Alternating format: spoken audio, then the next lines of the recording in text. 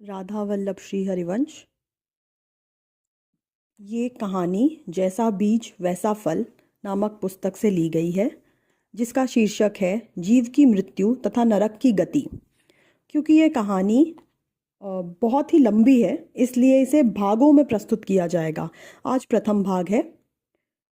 शुरुआत करते हैं।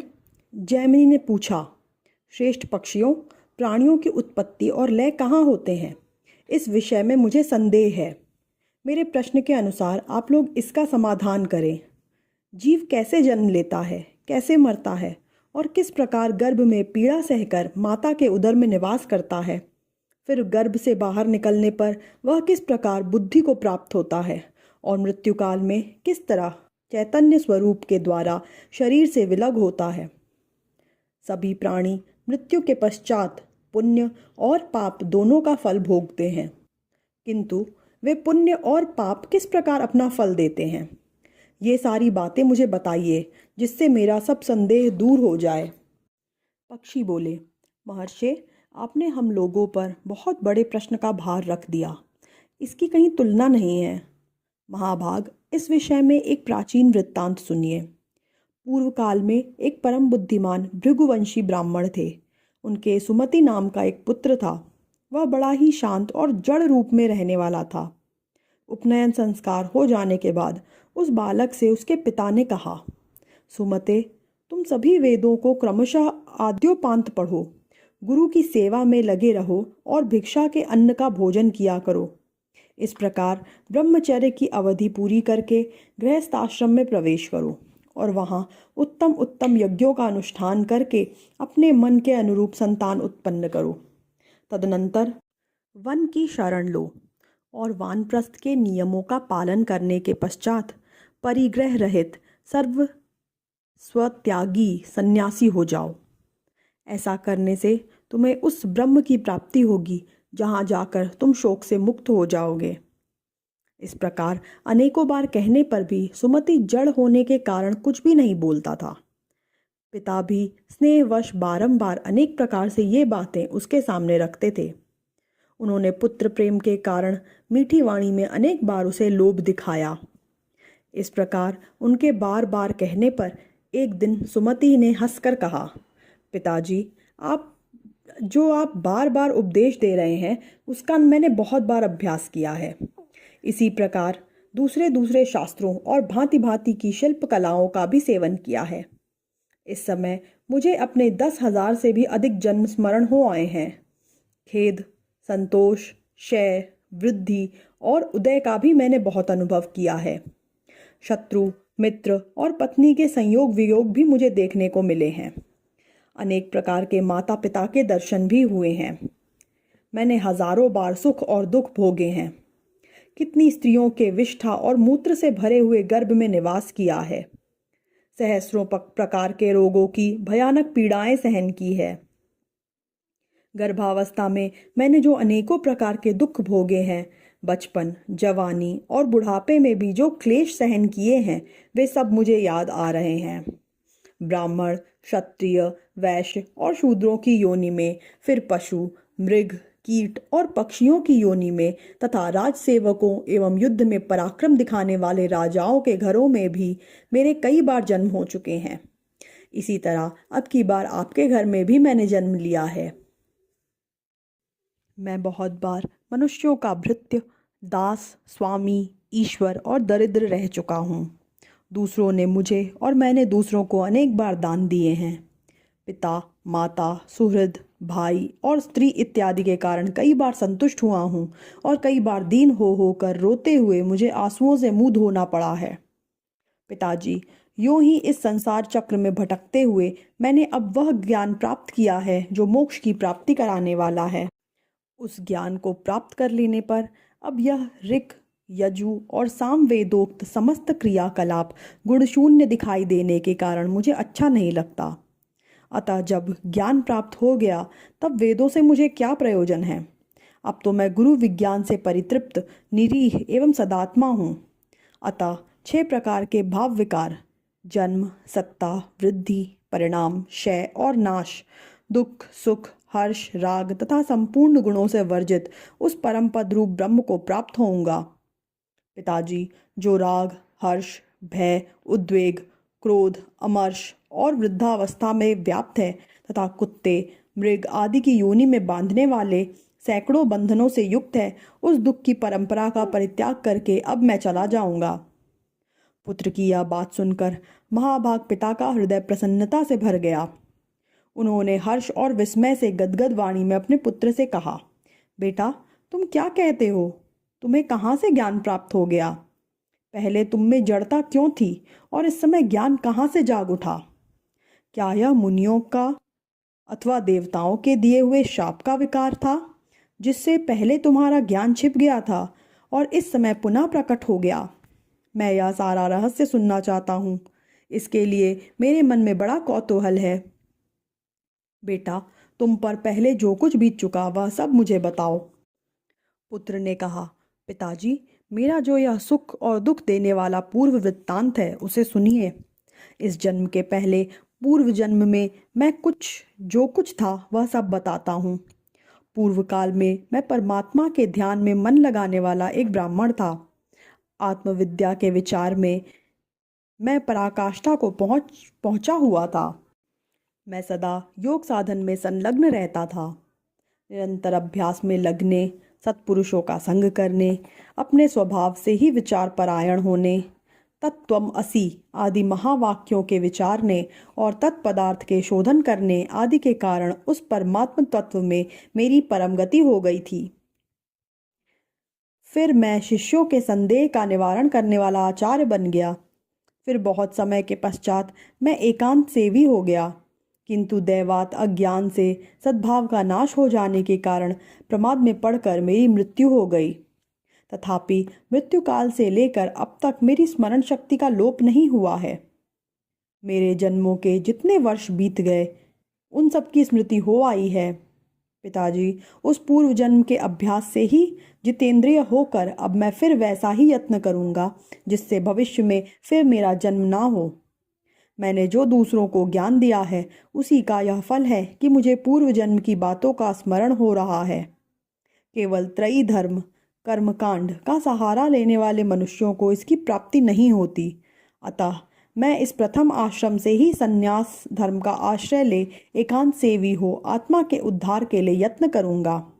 अतः महाभाग, आपके हृदय में जो संशय है उसे कहिए, मैं उसका समाधान करूंगा।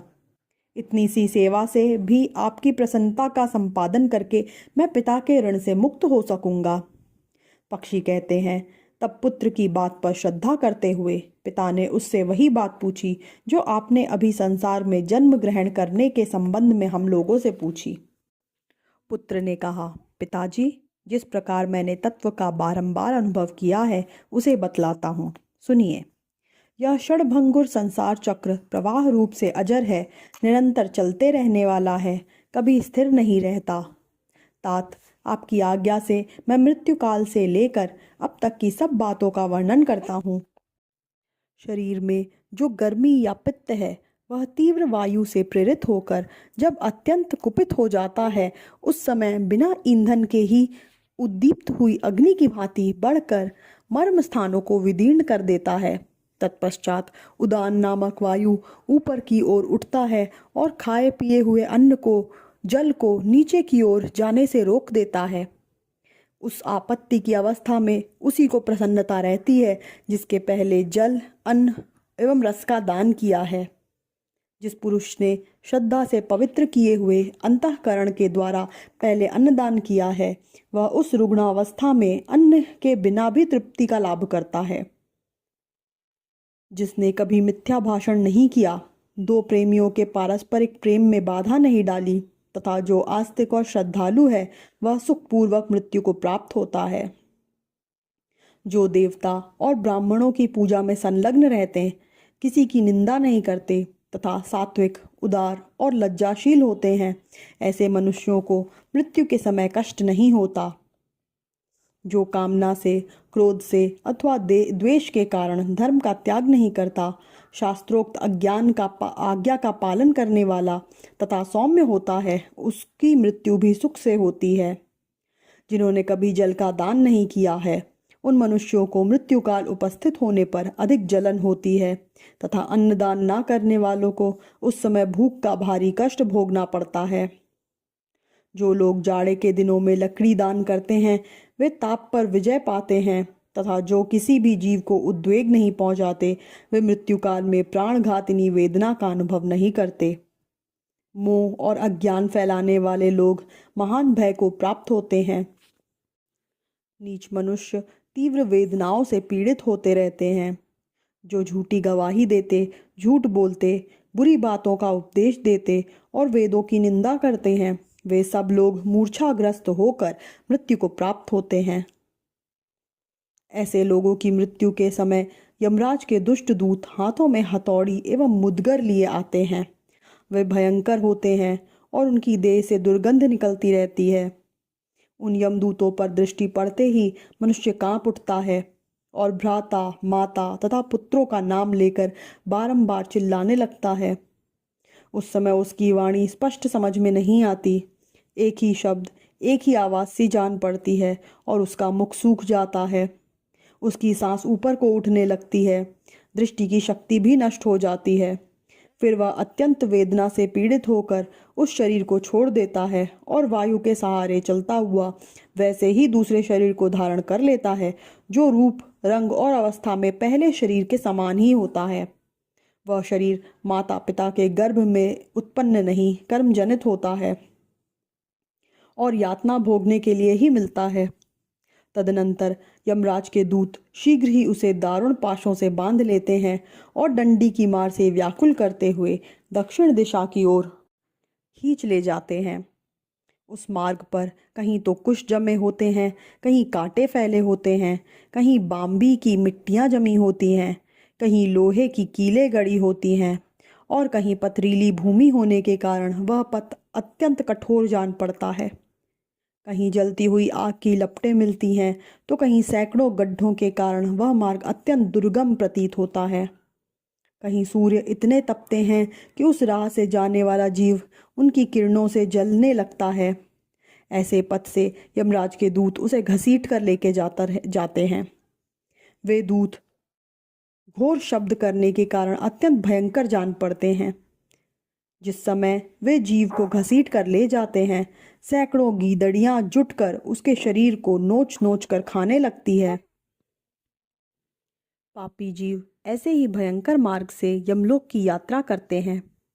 जो मनुष्य छाता, जूता, वस्त्र और अन्नदान करने वाले होते हैं, वे उस मार्ग पर सुख से यात्रा करते हैं।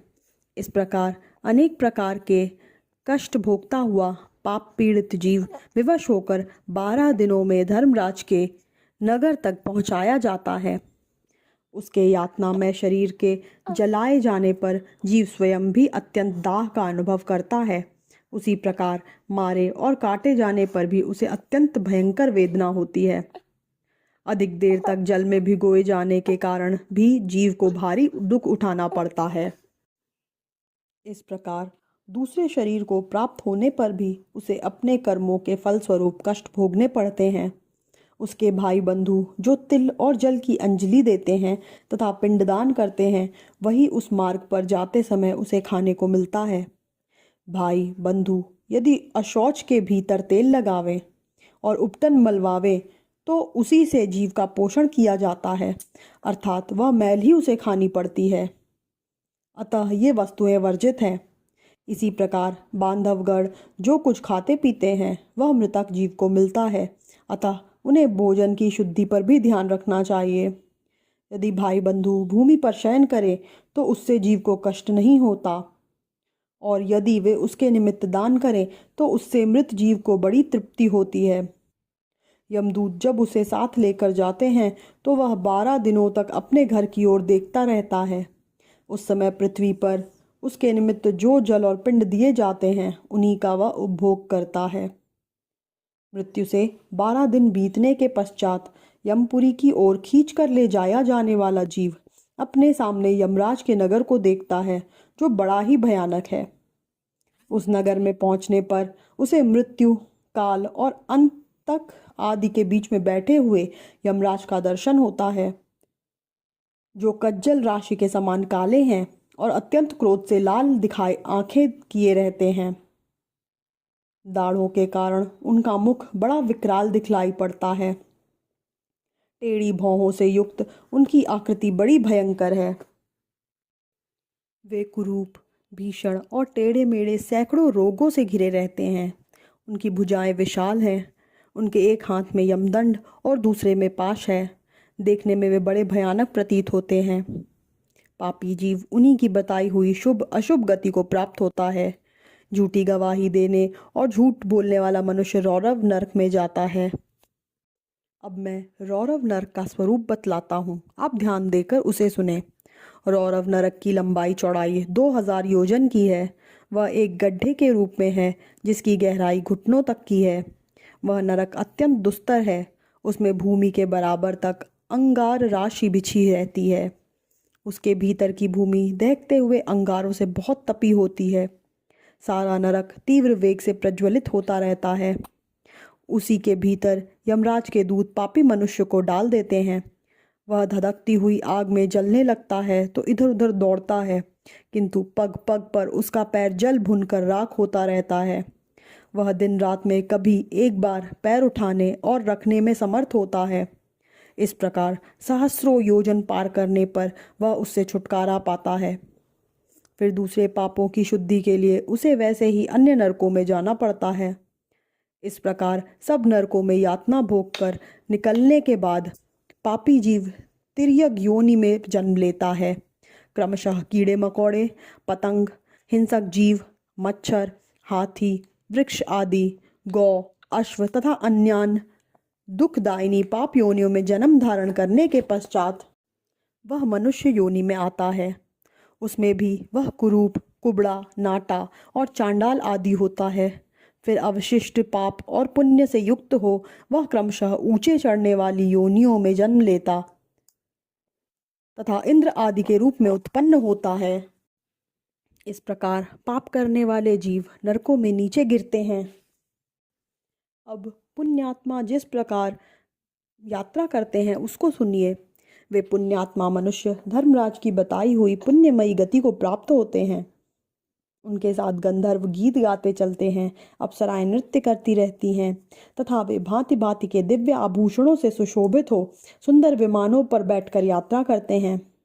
वहां से पृथ्वी पर आने पर वे राजाओं तथा अन्य महात्माओं के कुल में जन्म लेते हैं और सदाचार का पालन करते हैं। वहां उन्हें श्रेष्ठ भोग प्राप्त होते हैं। तदनंतर शरीर त्यागने के बाद वे पुनः स्वर्ग आदि ऊपर के लोकों में जाते हैं। ऊपर के लोकों में होने वाली गति को आरोहिणी कहते हैं। फिर वहां से पुण्य भोग के पश्चात जो मृत्यु लोक में उतरना होता है वह अवरोहिणी गति कहते हैं। इस अवरोहिणी गति को प्राप्त होने पर मनुष्य फिर पहले की ही भांति आरोहिणी गति को प्राप्त होते हैं। ब्रह्मर्षि जीव की जिस प्रकार मृत्यु होती है वह सब प्रसंग मैंने आपसे कह सुनाया। अब जिस तरह जीव गर्भ में आता है उस विषय का वर्णन सुनिए। इसके आगे का भाग है जीव के जन्म वृत्तांत तथा महारौरव आदि नरकों का वर्णन, जो हम अगले भाग में सुनेंगे। राधा वल्लभ श्री हरिवंश।